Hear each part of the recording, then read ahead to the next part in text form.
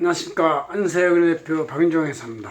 얼마 전에 5월 말이 끝나가지고 종합소득 신고가 끝나서 좀 한가한데 이 6월 말에는 또 이 성실 신고라는 게임이 있습니다. 그래서 일정한 매출액 이상이 되는 개인 사업자들한테는 세무 실사 예비와 비슷한 프리텍스 오딧 뭐 그런 뜻의 성실신고 확인이라는 절차가 남아 있어요. 그래서 이거를 제대로 신고를 해야만 종합소득신고가 제대로 완결되는 것이죠. 그래서 한 달 더 여유를 준 것이죠.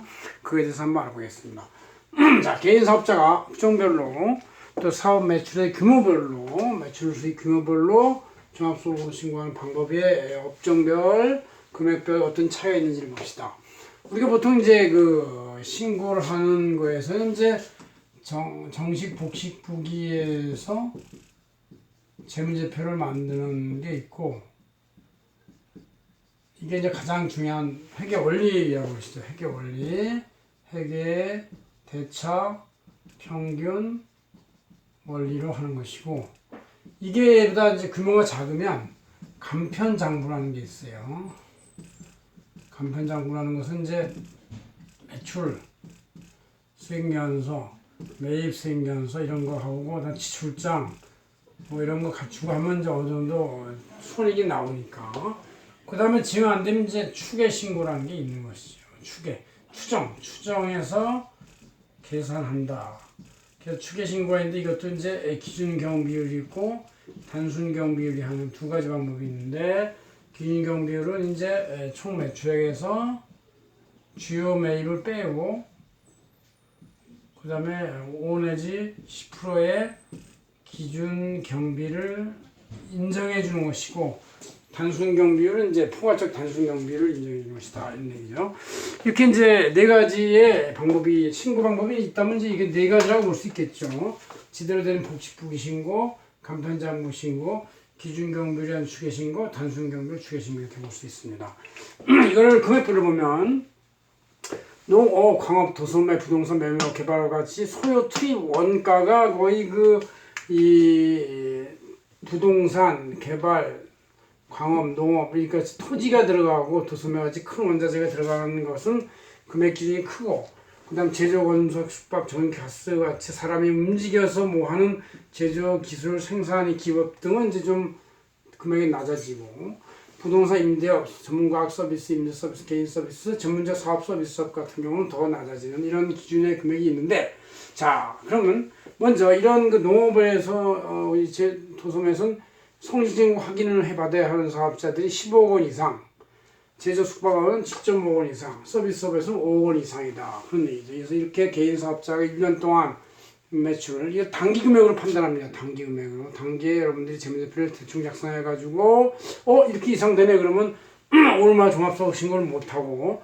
6월에 성실신고 확인. 성실신고 확인은 성실하다는 것을 확인받아야 되니까 회계법인이나 회계사, 세무법인, 세무사 등 확인을 받아야 되는 것이죠.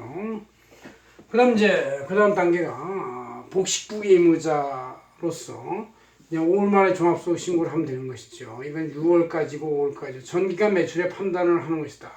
그래서 전기간에 3억 원 이상이고, 제조 숙박은 1.5억 원 이상이고, 부동산 서비스업은 7,500만 원 이상이면 복식부기지마로서 손실신고까지는 안 가도 5월 말에 이렇게 된다. 그런 얘기죠. 일반 종합소득 신고를 한다.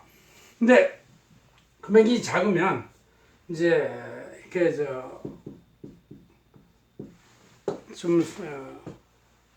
간편장부를 할 수가 있다. 그러니 역시 전기로 판단하는데 3억 원 미만, 1.5억 원 미만, 3점 미만 이런 사람들은 이제 간편장부를 할 수는 있다. 그런 얘기죠. 근데도 복식부기로 하면 더 세입공제 해주고 좋습니다. 그 다음 이제 그 복식부기와 같은 어느 정도의 재무제표가 투명하게 되는 거 말고, 자기가 투명성을 하고 싶지 않거나 아니면 직원이 없어가지고 투명한 조건을 갖추기가 어려운 분들은 추계 신고를 할 수가 있습니다. 그래서 신규 사업자들은 단기 수입으로 판단하는데 기준 경비율과 단순 경비율이 있고, 그래서 이 3억 원 이상, 1.5억 원 이상, 7천만 원 이상 기준 경비율이고, 그 미만은 단순 경비를 하면 된다 그런 얘기죠. 700만 원 미만. 그다음 이제 신규 사업자가 아니는 매년 계속해 오던 사업자들은 전년도 매출액 가지고 판단한다 이런 얘기죠. 그래서 전년도 매출액이 6천만 원 이상이면 기준 경비율, 또 3,600 이제 제조 숙박 서비스는 3,600만 원 이상 거의 다 해당이 되겠죠. 기준 경비율. 이 서비스업은 2,400만 원 이상 이렇게 되는 것이고, 단순 경비율은 그 금액의 미만 이렇게 되어 있습니다. 그래서 여러분들이 이 금액 기준을 가지고 찰칵 찍어 놓으시고, 내가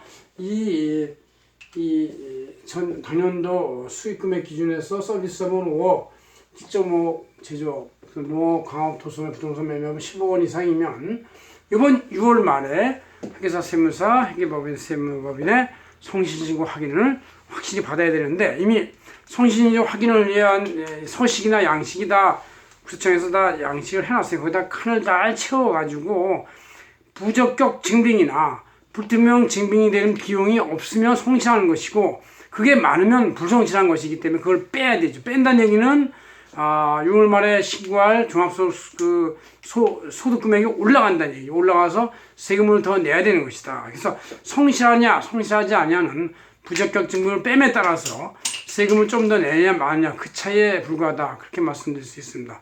고맙습니다. 박인영 회사였습니다.